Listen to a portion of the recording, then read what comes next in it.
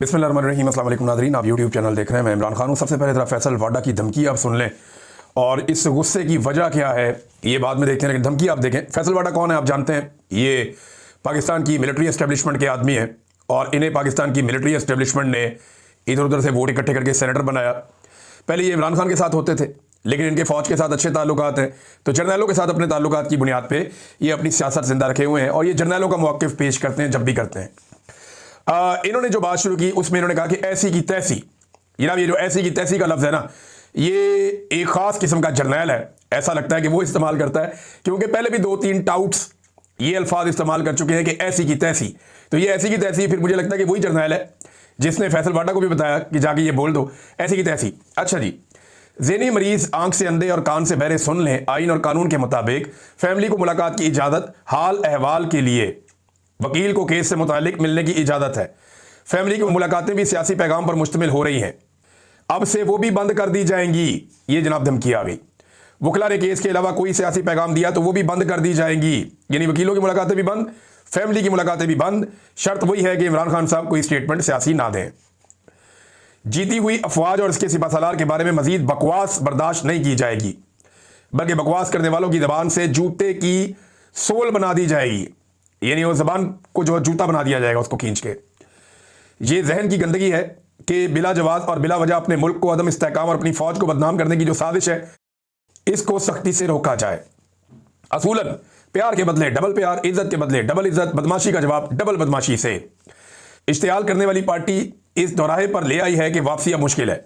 अब केसेस और चीज़ों को मनतकी अंजाम तक पहुंचाया जाएगा। वजीर आला ने इंच बराबर कोई मजीद हुड़ाहुड़ी की तो बची कुची सियासत रह गई है, वो भी गवर्नर राज से ख़त्म कर दी जाएगी। 9 मई के दहशतगर्द जो केपी में छुपे हुए हैं उन समेत सब अपनी खैर मनाएं। नोटिफिकेशन करने वालों को कहा था कि जल्द आ रहा है, अब इसको रोल करके हलक से निकालने की तैयारी कर लें। ये जनाब फैसल वाडा की धमकी है। गुस्से की वजह क्या है? गुस्से की वजह यह है कि पाकिस्तान की एस्टेब्लिशमेंट ने इमरान खान को एक मरतबा फिर अंडर एस्टिमेट किया। इन्हें यह लगा कि नोटिफिकेशन फंसा हुआ है, ऐसे में इमरान खान कोई सियासी फैसला करेगा और इमरान खान आर्मी चीफ के लिए कोई नरमी पेश करेगा, ताकि अगर आर्मी चीफ के ताल्लुकात या फौज के ताल्लुकात वहाँ पे मौजूदा पीडीएम की जमातों के साथ ख़राब हो रहे हैं या जरदारी और नवाज शरीफ के साथ कोई अच्छे नहीं है, तो इमरान खान फ़ौरन एक रूम क्रिएट करेगा कि ठीक है जी इधर आ जाओ। लेकिन वो हुआ नहीं। इमरान खान फील नहीं करेगा। ये तो अब कल के दिन में साबित हो गया। यानी अगर नवाज शरीफ या जरदारी ये चाहते हैं कि आसिम मुनीर साहब को हटाकर एक नया आर्मी चीफ लेकर आए, तो इससे अच्छा मौका उन्हें नहीं मिलेगा। लेकिन आर्मी चीफ को हटाते हुए या नया आर्मी चीफ लाते हुए या एक्सटेंशन से बचना हो तो टेंशन क्या होती है? वो यही होती है ना कि दूसरी जमात के साथ जाकर मिल जाएगा आर्मी चीफ, या दूसरी जमात की गोद में जाके आर्मी चीफ बैठ जाएगा या उनको साथ अपनी गोद में बैठा लेगा। कोई ऐसा ही खेल होता है ना जो खेला जाता है हर दफ़ा। सियासतदानों को यही डर होता है ना कि जनाब अगर मैं फौज के साथ ठीक ना रहा तो दूसरा ठीक हो जाएगा। तो इमरान खान ने सियासतदानों का ये डर भी दूर कर दिया। यानी अगर जरदारी और नवाज शरीफ चाहते हैं कि आर्मी चीफ चेंज करें तो इस वक्त वो खुल के कर सकते हैं। इस वक्त अगर उन्होंने आर्मी चीफ को एक्सटेंशन दी तो ये उनका अपना जाती फैसला होगा, इसमें किसी किस्म की मजबूरी या प्रेशर नहीं होगा। मजबूरी इतनी सी होती है ना कि दूसरी सियासी जमात की तरफ आर्मी चीफ चला जाएगा, वो अवाम में बहुत मकबूल है जमात। तो इमरान खान तो डील नहीं करता। इमरान खान ने तो अपने कल के स्टेटमेंट में शट अप कॉल दी है उन तमाम जहनों को जो दस्तक दे रहे थे अडियाला जेल के दरवाजे पर कि जनाब ठीक है उधर ताल्लुकात खराब है, जरा आपको भी चेक कर लेते हैं। तो इमरान खान साहब ने कहा लो कर लो चेक। तो इमरान खान डील नहीं करेगा। अगर नया आर्मी चीफ लाना चाहते हैं तो इससे बेहतर मौका इन्हें दोबारा नहीं मिलेगा। नाज़रीन, द गार्डियन ने एक army chief field marshal Asim Munir के बारे में एक आर्टिकल लिखा है। यह आर्टिकल बड़ा इंटरेस्टिंग है। पहले जरा ये आर्टिकल सुने, फिर अब हम बताते हैं कि हम सियासतदानों का तो एहतसाब कर देते हैं कि इसका दौर शुरू हुआ तो ये अच्छा हो गया, ये बुरा हो गया, लेकिन हम कभी ये नहीं देखते कि आर्मी चीफ के दौर में पाकिस्तान कहां से कहां पहुंच गया। एक्चुअली तो पाकिस्तान का बेड़ा गर्क पाकिस्तान के डिफरेंट मिलिट्री डिक्टेटर्स ने किया है। सियासतदान तो ना 3 में ना 13 में।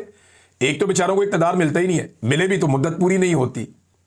तो सियासतदानों के साथ तो बेचारों के साथ ये हालात रहते हैं। तो आर्मी चीफ तो सारे के सारे अपनी मुद्दत ना सिर्फ पूरी करके जाते हैं बल्कि एक्स्ट्रा टाइम लेकर जाते हैं, सारे इख्तियारात भी अपने पास रखते हैं। तो भाई मुल्क में जो अच्छा और बुरा हो रहा है वो भी इनके खाते में डालो ना। ये भी आपको देखना चाहिए कि एक आर्मी चीफ की मुद्दत मुलाजमत में पाकिस्तान कहां पहुंच गया। इस पर हम बात करते हैं, लेकिन पहले जरा ये आप देखें द गार्डियन का जो आर्टिकल है, इसका जो उन्वान है वो ये है कि Pakistan increasingly powerful army chief, a king above all, सबके ऊपर एक बादशाह। The rise and rise of Asim Munir. Asim Munir साहब की जनाब उठानी खत्म नहीं हो रही, और यह अब आलमी मीडिया कह रहा है, मैं नहीं कह रहा। आर्टिकल ये कहता है जी कि जनरल आसिम मुनीर की पाकिस्तान में बढ़ती हुई ताकत और 27वीं आईनी तरमीम के असरात पर मरकूज है, यानी इनकी ताकत जो है 27वीं आईनी तरमीम के बाद बढ़ी। और ये अहम नुकात की उन्होंने एक फहरिस्त दी है, और ये भी बताया कि जनाब आसिम मुनीर साहब पाकिस्तान के आर्मी चीफ हैं और किस तरह के हैं, इनका थोड़ा पस मंज़र बताया है। फिर ये सबसे ताकतवर शख्सियत के तौर पे अब जाने जाते हैं। मई 2025 में भारत के साथ झड़पों के बाद उन्हें 5 सितारा जर्नैल का ओहदा मिल गया। उन्हें अमेरिकी सदर डोनाल्ड ट्रंप का फेवरेट फील्ड मार्शल भी कहा जाता है, और अब उनकी ताकत तमाम मुसल्लह अफवाज, आर्मी, नेवी, एयरफोर्स पर फैली हुई है, सारा कुछ इनके कंट्रोल में। और इसके बाद जनाब बता रहे हैं कि 27वीं आईनी तरमीम, ये जो गुज़िश्ता महीने मंजूर होने वाली है तरमीम, फौज की बालादस्ती को आईनी तहफ़्फ़ुज़ देती है, और जिसे नाकदीन ये कह रहे हैं कि ये एक आईनी बगावत है। और इसके तहत आसिम मुनीर तमाम मुसल्लह अफवाज की निगरानी करेंगे, और इनकी एक और 5 साला टर्म जो है वो रीसेट हो जाएगी, और उसको 1 दहाई तक मजीद बढ़ाया जा सकता है। लेकिन 5 साल ये और 5 साल आगे भी आसिम मुनीर साहब लेने की कोशिश कर सकते हैं, द गार्डियन कह रहा है। इन्हें अपनी पूरी जिंदगी जराइम की कार्रवाई से इस्तिस्ना मिल जाएगा, सारी जिंदगी जो मर्जी जुर्म करो, कोई केस नहीं हो सकता। सुप्रीम कोर्ट की जगह एक नई अदालत कायम कर दी गई है, जहां जजेस हुकूमत मुंतखब करेगी, हुकूमत जजेस लेकर आएगी, लाकर बिठाएगी, और वो हुकूमत के फैसले करेंगे जज, जिसकी वजह से कई सीनियर जजेस मुस्ताफी भी हो गए हैं। और तरमीम की मंजूरी और उस पर तनकीद हो रही है लगातार। पार्लियामेंट ने उसे चंद घंटों में दोनों ऐवानों में 2/3 अक्सरियत से पास करवा लिया, और मुखालिफिन ये कहते रहे कि ये तरमीम एक शख्स को सबके ऊपर बादशाह बना देती है, और आइन, अदलिया और समाजी मुआहदे को ख़त्म कर देती है। अक़वाम मुत्तहिदा के हाई कमिश्नर ने जमहूरियत और कानून की हुक्मरानी पर असरात की एक वार्निंग दी है इस आइनी तरमीम की सूरत में। अब ये जनाब एक तरह की फौजी हुक्मरानी है, या मार्शल लॉ पाकिस्तान में लगा दिया गया है, ये भी ये आर्टिकल कह रहा है। आसिम मुनीर की ताकत कैसे बढ़ी, इसके बारे में उन्होंने तफसीलात लिखी है। उन्होंने कहा जो धांधली हुई ना 2024 के इंतखाबात में, उसके बाद एक कमज़ोर और नाजायज़ हुकूमत जो है वो बनाई गई, और वो फौज के ऊपर इंसार कर रही थी। और आसिम मुनीर ने इमरान खान और पीटीआई पार्टी पर बहुत क्रैकडाउन किया, जिसमें पीटीआई लीडर्स को कैद कर दिया गया। ये एक्चुअली अंग्रेजी में आर्टिकल मैं थोड़ा थोड़ा करके आपको उसको ट्रांसलेट कर रहा हूं, तो थोड़ा जुमला आगे पीछे हो सकता है, लेकिन एग्जैक्टली यही चीज़ें लिखी हुई हैं। फिर उन्होंने बताया जी कैबिनेट के अंदर अपने 2 बंदे शामिल करवाए जो बहुत उनके करीबी हैं, ये आप सब जानते हैं कौन लोग हैं। और उसके बाद 2025 में जो भारत के साथ झड़पें हुई, उसकी वजह से आसिम मुनीर साहब को या फौज को पाकिस्तान में कुछ मकबूलियत मिली, वो ट्रंप से 2 मरतबा मिले, और इन्होंने ट्रंप को अमन के नोबेल इनाम के लिए नामजद कर दिया। वहां से फिर इनके ताल्लुकात कहां से कहां पहुंच गए। तो बहुत सारे लोग जो हैं वो इस सारे अमल को बड़ा तबाहकुन करार दे रहे हैं, और पाकिस्तान के लिए ये चीज़ें नुकसानदेह हैं, ये भी इसके अंदर लिखा हुआ है।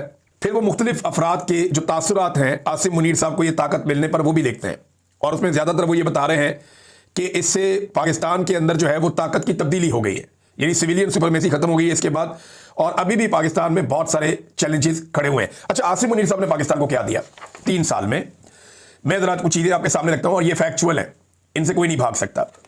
आसिम मुनीर साहब ने पाकिस्तान की मईशत इनके 3 साल में मुकम्मल तौर पर तबाह हुई है। सरमायाकारी पाकिस्तान में 51 साल की जो रिकॉर्ड था वो टूट गया, कम तरीन सरमायाकारी पाकिस्तान में हुई है। इंसानी हुकूक की पामालियाँ पाकिस्तान के अंदर और पाकिस्तान से बाहर, हर तरह की जो रिपोर्टें आ रही हैं उनके मुताबिक बदतरीन पामालियाँ इंसानी हुकूक की पाकिस्तान में की गई हैं। बदतरीन सियासी अदम इस्तेहकाम पाकिस्तान में मौजूद है, 3 साल तक रहा जब तक आसिम मुनीर साहब रहे, और पूरा जनरल इलेक्शन चोरी किया गया 2024 का, ये भी इन्हीं के दौर में हुआ। दहशतगर्दी में कई गुना इजाफा आसिम मुनीर साहब के दौर में हो गया। बेरोजगारी में एक नया रिकॉर्ड टूट गया आसिम मुनीर साहब के दौर में। पाकिस्तान से मल्टीनेशनल कंपनियां भाग गईं। पार्लियामेंट और अदलिया मुकम्मल तौर पे सरदंगू हो गए आसिम मुनीर साहब के दौर में। आज़ाद अदलिया नाम की कोई चीज़ पाकिस्तान में नहीं बची। मीडिया पर खौफनाक पाबंदियां लगाई गई आसिम मुनीर साहब के दौर में। दर्जनों सहाफ़ियों की नौकरियां, उनके काम, उनके प्रोग्राम्स बंद कर दिए गए। करप्शन में बेपनाह इजाफा हुआ आसिम मुनीर साहब के दौर में, जिसकी एक गवाही अभी IMF की रिपोर्ट भी दे रही है। कर्ज़ों की भरमार हो गई पाकिस्तान में। जितना कर्जा पाकिस्तान ने पाकिस्तान बनने के बाद से लेकर अब तक लिया, उतना कर्जा आसिम मुनीर साहब के दौर में ले लिया गया। 9 मई का सानिया आसिम मुनीर के दौर में हुआ। 4 मरतबा रियासत और रियासती इदारों के हाथों पाकिस्तानियों का कत्लेआम हुआ आसिम मुनीर साहब के दौर में। बैड गवर्नेंस में पाकिस्तान ने 120 में से 109 पॉइंट हासिल करके पूरी दुनिया को पीछे छोड़ दिया। इतनी बुरी गवर्नेंस है आसिम मुनीर साहब के दौर में।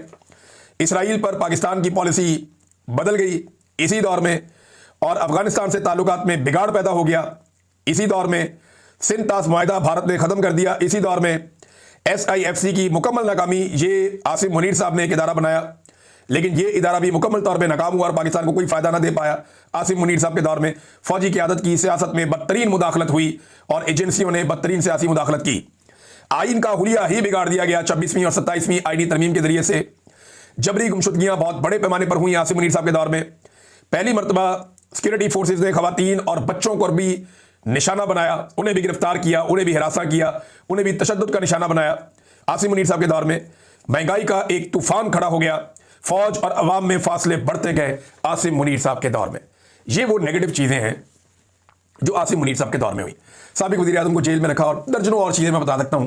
तो नेगेटिविटीज की भरमार है इन 3 सालों में जिनमें फील्ड मार्शल आसिम मुनीर ने पाकिस्तान के अंदर हुकूमत की। और इस बुनियाद पर उन्हें रिटायरमेंट ले लेनी चाहिए। उनकी टर्म पूरी हो गई है, कोई अच्छी टर्म नहीं थी, उन्हें रिटायरमेंट ले लेनी चाहिए। एक मुतनाज़े आर्मी चीफ वो बन गए तो दूसरे को आने दें, दूसरा आके कोशिश करे कि वो फौज को इस तनाज़े से निकाले और सियासी मुदाखलत बंद करे और मामलात को आइन और कानून के मुताबिक चलने दे। सियासतदानों को पाकिस्तान का फैसला मिलकर बैठकर करने दे, होना तो ये चाहिए। लेकिन यहां आसिम मुनीर साहब रिटायरमेंट लेना नहीं चाहते। अच्छा, आसिम मुनीर साहब के दौर का कोई अच्छा काम तो होगा ना, कोई ऐसा कारनामा जिसे आप कह दिए अच्छा काम हो गया। हाँ, तो वो बता देते हैं आपको। आसिम मुनीर साहब के दौर में रवां साल मई के महीने में भारत के हमले के जवाब में पाकिस्तान की एयरफोर्स ने 6 भारतीय तैयारे मार गिराए और इसकी बुनियाद पे आसिम मुनीर साहब ने फील्ड मार्शल का ओहदा भी ले लिया, ताहयात मुराद भी ले ली और ताहयात इस्तिस्ना भी ले लिया। जबकि उनके लिए एक नया ओहदा भी तख्लीक किया गया, चीफ ऑफ डिफेंस फोर्सेज का। ये अब हो रहा है, यानी एक पॉजिटिव काम है वो पाकिस्तान एयरफोर्स ने किया है, 6 तैयारे गिराए हैं इंडिया के और इसकी बुनियाद पे आसिम मुनीर साहब ने बहुत सारा फायदा भी ले लिया। अब इसी बुनियाद पे वो दोबारा भी 5 साल के लिए आर्मी चीफ रहना चाहते हैं या ये जो बड़ा ओहदा मिल गया इसको वो एंजॉय करना चाहते हैं। लेकिन नवाज शरीफ और जरदारी के पास मौका है, अगर वो आसिम मुनीर को हटाना चाहते हैं तो बड़े आराम से हटा सकते हैं, बहुत आराम से हटा सकते हैं, क्योंकि इमरान खान डील नहीं करेगा, इमरान खान किसी की पीठ में खंजर नहीं घोंपेगा। अगर सियासतदान आज नया आर्मी चीफ लाना चाहे तो वो ला सकते हैं, ऐसी सहूलत पहले किसी और सियासतदान को भी असर नहीं थी। नाज़रीन, इमरान खान साहब की बहन